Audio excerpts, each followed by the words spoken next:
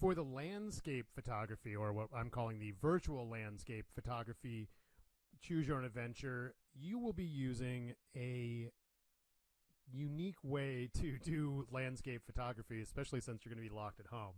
Now, what I've done is I've put a lot of text and stuff into these PowerPoints, so I'd recommend go through and actually read it. I'm not going to read this to you. I just want to show you kind of the basic overview, and then you can always contact me with any questions that you have. But essentially, there's a lot of varieties of different kinds of landscape. For the most part, you're looking at mountain ranges. You're looking at seascapes, could be considered a landscape. Doing things along coastlines oftentimes are great examples of landscape photography.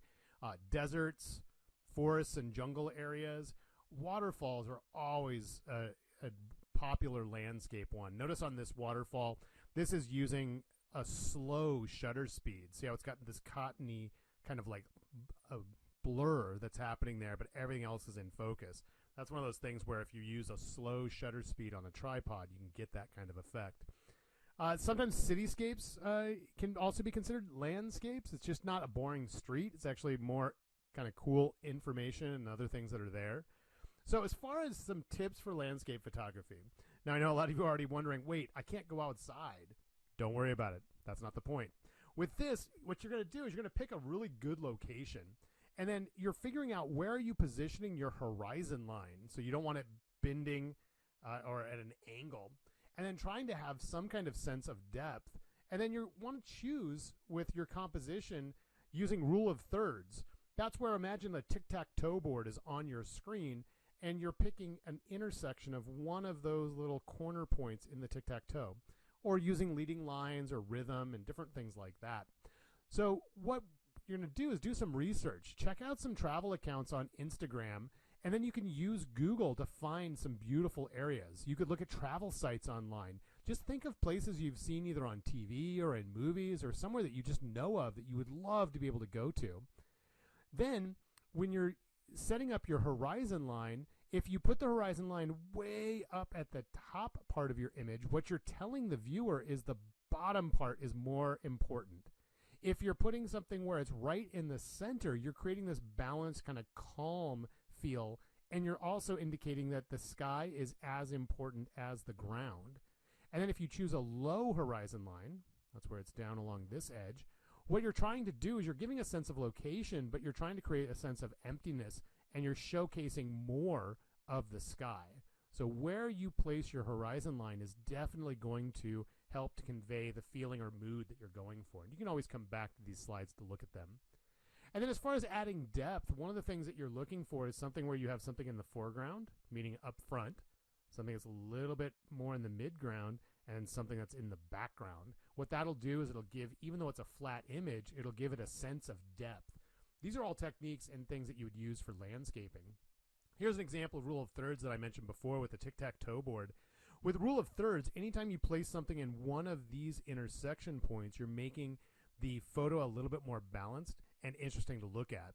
Now, if you're going to break it, it's really putting, this is where most people end up putting their center of attention, is right in the middle, which can create kind of a static, almost drab kind of image. Just shifting it off to one side or the other can oftentimes make your photo look much more interesting. And then as far as leading lines, this is where you have lines like roads, railroad pieces, rivers, basically anything that helps to kind of lead your eye from the front of the image in towards the background of the image. And then anytime you include three objects that are similar in a photo, you will create this 3-point of interest. Your eye will bounce between those three areas and create an interesting composition.